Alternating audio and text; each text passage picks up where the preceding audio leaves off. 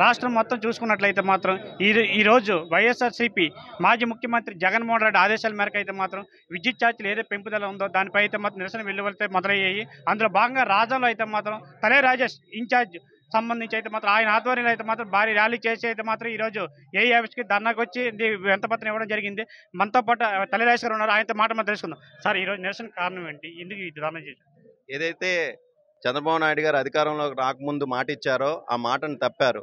విద్యుత్ ఛార్జీలను పెంచము అని మరీ గంటాపదంగా ఎన్నో మీటింగుల్లోనూ మహానాడులో టెలికాన్ఫరెన్స్లో చెప్పిన ఆయన ఈరోజు అధికారంలోకి వచ్చాక మాట తప్పి ప్రజల మీద సుమారు 15,000 కోట్ల భారాన్ని మోపడం జరిగింది.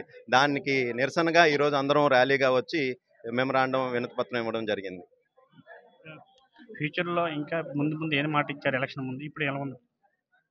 ఇంతకు ముందు ఏదైతే హామీలను ఇచ్చారో ఆ ప్రతి హామీని కూడాను నెరవేర్చే వరకు వైఎస్ఆర్ కాంగ్రెస్ పార్టీ కార్యకర్తలు ఎవరు కూడా నిద్రపోరు. మీరు చేసిన అబద్ధపు వాగ్దానాలని ప్రజాకోర్టులో పెట్టి మిమ్మల్ని ప్రజల చీత్కారానికి గురి చేసేంత వరకు కూడాను మేము అందరం సమిష్టిగా కృషి చేస్తామని ఈ సందర్భంగా తెలియజేసుకుంటున్నాం.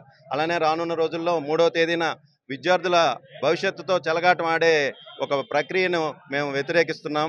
వాళ్ళకి ఏదైతే చందాలో ఫీజు రీయింబర్స్మెంట్, అలాగే వాళ్ళకి రావాల్సిన వేతనాలు వీటన్నిటిని కూడాను ప్రభుత్వం తక్షణమే చెల్లించి వాళ్ళ బంగారు భవిష్యత్తుకు బాటగా నిలబడాలని మేము ఈ సందర్భంగా గుర్తు చేస్తూ 3వ తేదీన కూడా కలెక్టరేట్ ఎదురుగా మొత్తం జిల్లాలో ఉన్న నాయకులు అందరం కూడాను ధర్నా చేపట్టాలని నిర్ణయించాము. ఇది అధినాయకులకు నిర్ణయించారు, దాన్ని మేము శిరసావహిస్తాం.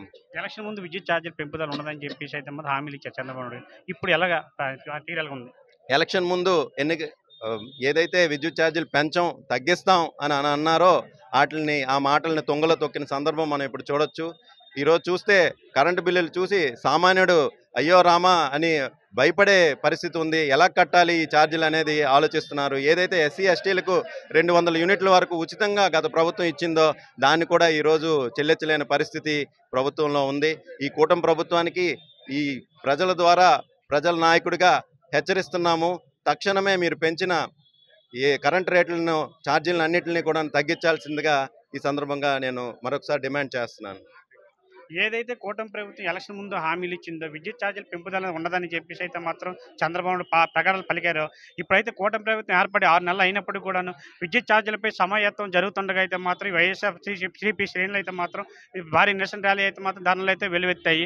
సామాన్య ప్రజలకైతే భారం మోపకూడదు, ఈ విద్యుత్ ఛార్జీల మీద ఇబ్బంది పడకూడదని చెప్పేసి అయితే మాత్రం భారీగా ర్యాలీ అయితే నిర్వహించారు. అందులో భాగంగా రాజ నియోజకవర్గంలో అయితే మాత్రం జగన్మోహన్ రెడ్డి ఆదేశాల మేరకు అయితే మాత్రం ఈరోజు ధర్నా చేసి అయితే మాత్రం ఏడీ గారికి వింతపత్రం ఇచ్చారు. ప్రజలపై భారం ఇక్కడ ఉండకూడదు, సామాన్య ప్రజలకైతే మాత్రం మంచిగా ఉండాలని చెప్పేసి అయితే వైఎస్ఆర్సీపీ కోరుకున్నారు. రాజా నుంచి సురేష్, RTV, ఉమ్మడి శ్రీకాకుళం జిల్లా. మరిన్ని వీడియోస్ కోసం ఛానల్ ని సబ్స్క్రైబ్ చేయండి. లేటెస్ట్ అప్డేట్స్ కోసం వాట్సాప్ ఛానల్ ని ఫాలో అవ్వండి. ఆ లింక్ డిస్క్రిప్షన్ లో ఉంది.